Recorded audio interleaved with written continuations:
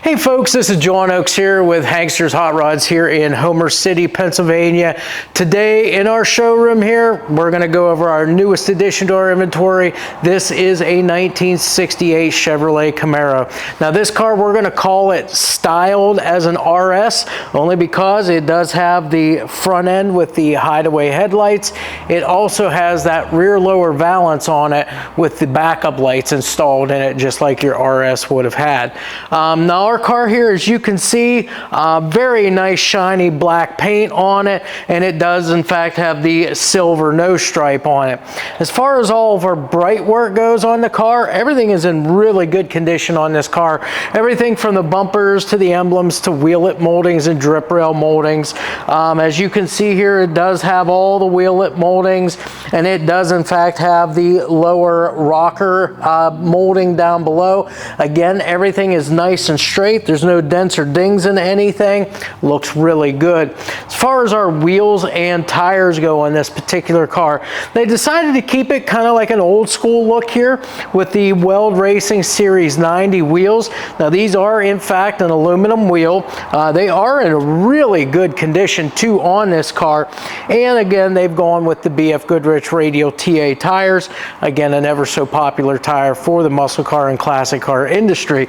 As far as the sizes go up here, we do have 205/60 R15s on the front, and then out here on the back, they decided to go with a little bit bigger tire back here, both height-wise and width-wise. So we've got a 295/60 R15 back here. As you can see, it fills things out really nice. Got a lot of meat back there for traction. Besides that, it does have a set of traction bars on it too. Now again, our car, as far as emblems go, we'll start back up here again. We do have the 350 emblems on the front end. We also have on the back side of the front fender the Rally Sport badging here as well. You'll also notice it's got the Cowl induction emblems up here on that 2-inch steel Cowl induction hood.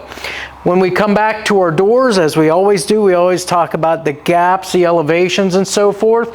So again, no different here. Our gaps on the front side of that door, as well as on the back side here, pretty uniform on this car.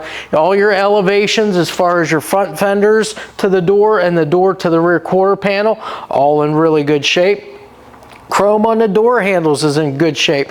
No pitting on those. Even your moldings at the top of the doors here are in really good shape. Drip rail moldings, nice and straight here also. And I always run my finger through that drip rail there just to feel see if there's any, bumps or anything in there. And there is not on this car. Nice and smooth through that rain gutter there. As far as our glass goes, we do have a slightly tinted glass here. Again, there's no chips or cracks in any of the glass here. All of that is in really good shape. Again, like I said, tinted. You do have the mirror here on the driver's side. The chrome is in great shape on this, as well as the glass too also for your mirror. We'll open our door up, take a look inside, and again, the interior on this car is really nice as well. As you can see, it's got the all black deluxe interior here. Both your front bucket seats there, the upholstery is in great shape, as well as the rear bench seat. You do see it does also have seat belts, both front and rear. The fronts are retractable. Of course, it's got the full length center console there for your 4-speed shifter. And again, with your dash, as well as the console gauges, those are factory gauges, with the exception of the Tach that's located on that steering column. Of course, you have the sport style steering wheel installed, and then it does have, I believe, probably like a custom auto sound AM/FM digital radio in there as well. Door panels on this car are in excellent condition too. Great shape. All your door handles are all present, intact, all mounted nice and solid. All your trim work and so forth, that is in great shape too. Again, they are manual windows, manual door locks obviously on our 68. It hasn't been upgraded with anything power. And then the other thing I always look at is going to be all of your weather stripping around the doors. The seals here on your quarter windows, door jamb U seals, as well as all your weather stripping around the door here. Again, all of this is nice and soft, no rips or tears, and any of it looks really good. Even has the little rubber bump stops there on your door. So we'll close the door up here, and then we're going to keep on moving around the car here. As we go back, again, I've looked at the sides of the car, down both sides. Everything nice and straight as we look down the sides of the car. And again, black is a hard color to hide things. You can usually pick up a lot of stuff in a nice shiny black car, and this car is nice and smooth down both sides. Around the back side of the car now, we have our rear trunk spoiler here. Your trunk itself is fitted very nicely, so your gaps all the way around the trunk are in great shape. All of your weather stripping, or I should say your molding here, your trim work around your window on the back, that's in good shape, all anchored down as it should be. And again, your glass, no chips or cracks in that. As I look down and through at the package tray here, we do have a nice set of Kenwood 6x9 package tray speakers there too, to go along with that AM FM radio. Now around the back side, as I mentioned there, you'll see that our tail lights here are just your solid color red. The lenses on those are in great shape. Bezels are in great shape too. Of course, you got your RS gas cap right here also. Nice chrome rear bumper here. No pitting whatsoever on that bumper. And then down below that rear lower valance, you can see that it does have the reverse lights cut into that, just like the RS would. Also on our trunk, we do have the Camaro script emblem right up here in that lower right hand corner. So while we're back here, we're going to go ahead and open up our trunk, take a peek inside. That way you get to see exactly what the condition of the inside is on this trunk. So of course the underside here done the same black as the exterior of the car. We do have the little rubber bump stops, so whenever you close this, it does sit on those. You can see all of your weather stripping around here is in great shape, no rips or tears there. Everything, it meets right together here in the center. All of your water channels here, that's going to help that water escape. If you get caught out in the rain anywhere, help that water just come right down off of there and not go inside the trunk. As far as the trunk floor itself goes, you can see nice solid trunk floor here. It does have, if you look here, you can see it does have the spatter paint in here. Your drain plugs are installed also down there. Like I said, nice and solid, no patchwork of any kind inside the trunk. So that is in all good condition. We'll close this up. Whoop. There you go. And then as we walk around the passenger side, again, nice and straight down the sides of the car. Again, we can see the condition of our wheels and tires. Again, the wheel lip moldings, just everything here. All of your, the lower rocker moldings, door handle again over here in great shape. All of your moldings here are in nice shape too. There is just one little teeny tiny little ding here. Other than that, all of your moldings are in great condition. Again, I feel through the rain gutter here, nice and smooth. Glass, no chips or cracks in any of the glass there. And you can see your gaps to the front, or to the back and to the front. Elevations are dead on. And again, as you can see, all of your body lines line up really nice on this car. As we go ahead and open our door up from the passenger side, again, this just gives you the idea of the interior here, the condition of it, from one side to the next. You can see the dash pad itself's in great condition. That Muncie M20 4-speed shifter there in the center console. Again, the transmission shifts really nice in this car. You can see the grab handle there on your dash for the passenger side there. Again, that deluxe interior is just in great condition. No rips or tears in any of the upholstery. No rips or tears in any of the carpeting. I don't really see any kind of fading either in the carpeting. Everything interior on this car looks to be great. Again, we've looked at our seals and everything. Everything is in great shape. You've got your fender mounted antenna here, the matching Rally Sport emblem or badging there on the fender, as well as the 350 emblems. So we come around to the front of the car. First thing, we'll do our bright work here. So again, your bumper here in great shape. No pitting, no scratching, nicely polished up there. And again, What a lot of people love are these front grills here with the hideaway headlights. This would be like your RS front end here.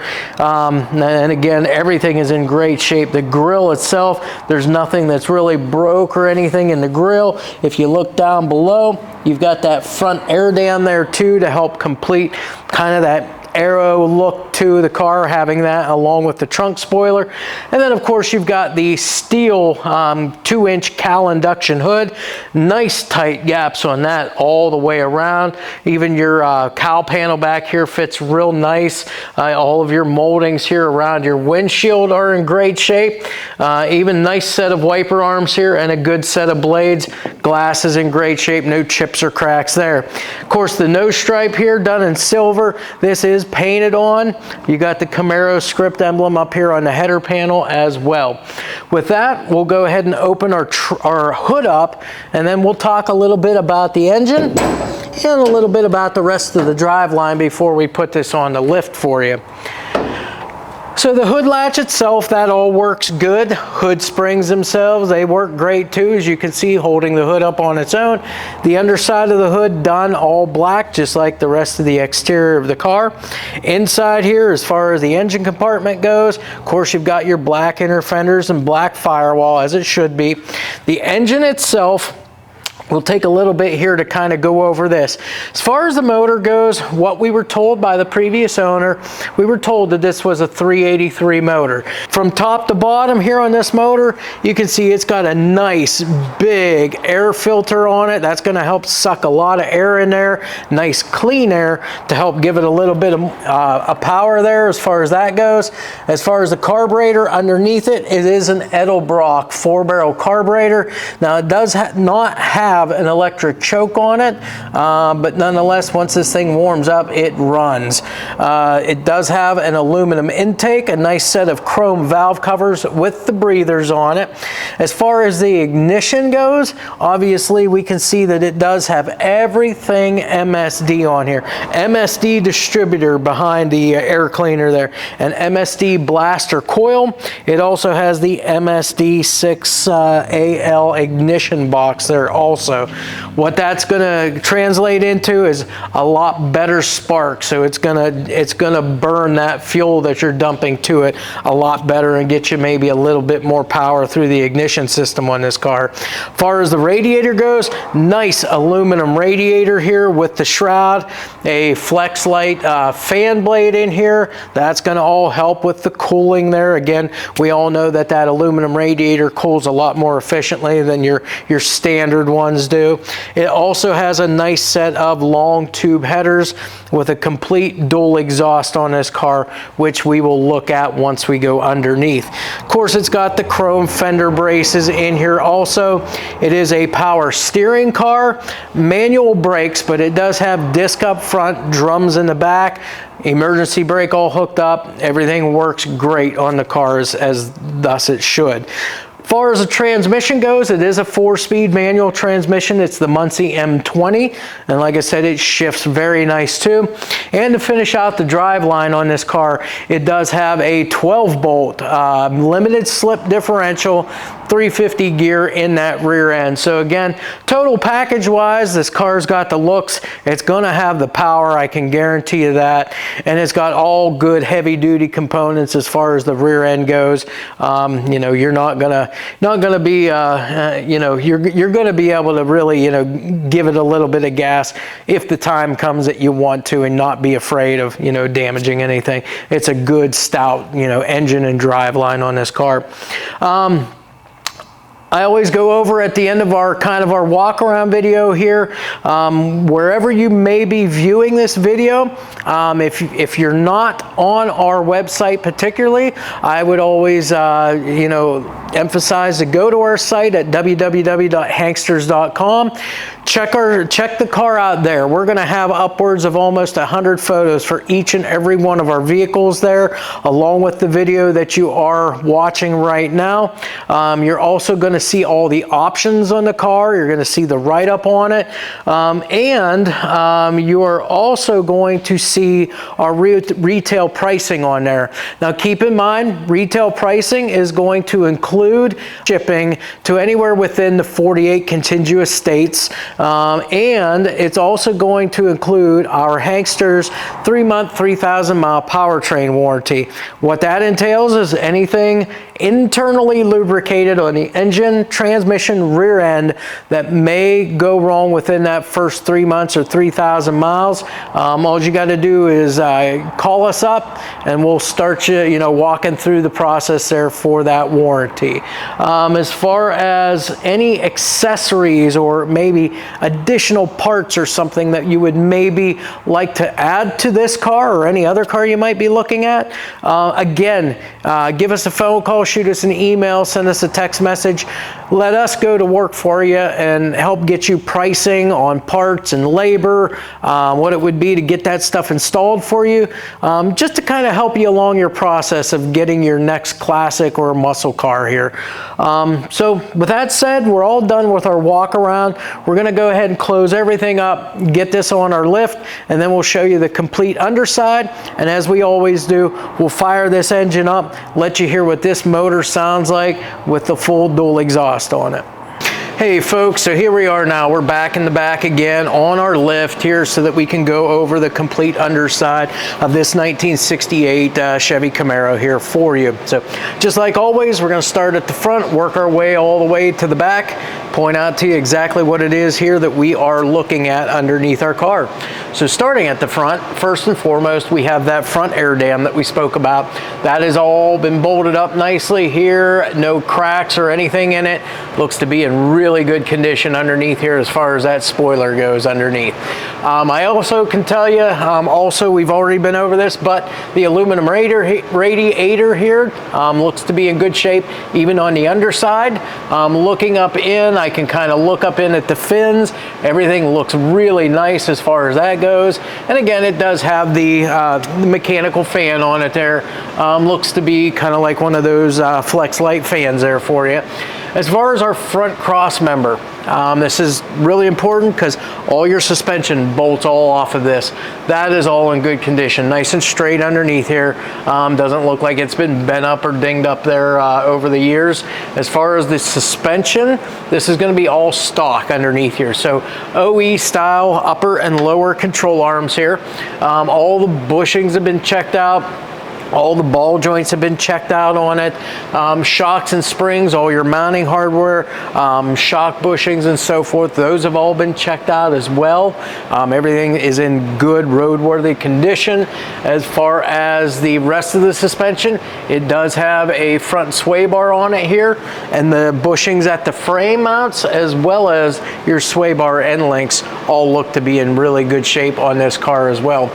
Other things that we always check out underneath here is the complete running gear. So moving on to the steering, we do have power steering on this car. So we look at things like the drag link, pitman arms, the tie rods, tie rod ends, and everything seems to check out nicely there also. All of your tie rod ends have been greased. The little rubber dust boot covers on those are all intact on it here, so that keeps dirt and debris out from the grease, keeps that grease in, keeps everything nice and fresh inside. As far as our braking system on the car, it is in fact manual brake, but it has been upgraded to the disc brakes up front. Just typical GM stuff though, so you're going to be able to get all your brake pads and rotors and stuff like that from any auto parts store. Like I said, discs up front, drums out on the back, and your emergency brake is all hooked up on this car, all complete and functional. As far as wheels and tires go, we'll take a quick look at those, both on the front as well as the back when we get there. But we've got the Weld Racing. This is the Series 90 style aluminum wheel here. All the correct lugs and washers and everything like that. The nice center cap there with Weld Racing on it. And then we've got the BFGoodrich Radial TA tires here. Again, a very popular tire when it comes to these older muscle cars. These are 205/60 R15s on the front, and the tread is in great condition.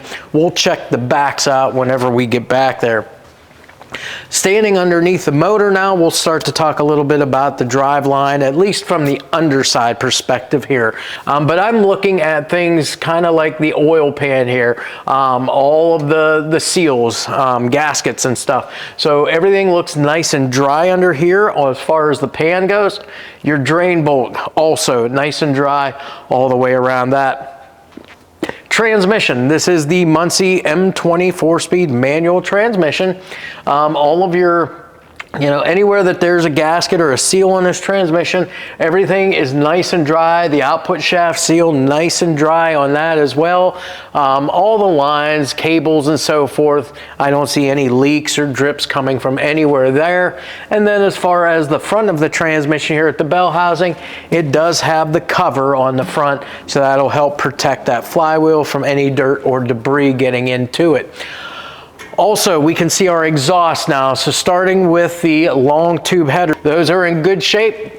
You've got dual exhaust all the way back, a nice set of Flowmaster mufflers back there, and it does in fact have tailpipes that do go up over top of the rear end, and then they kind of exit out right between kind of the leaf springs back there and the quarter panels. But again, we'll take a look at that once we get back there a little further. Also, I just want to point out that the starter, again, a lot of times with these long tube headers, you'll get some of the tubes there that get a little close to those starters.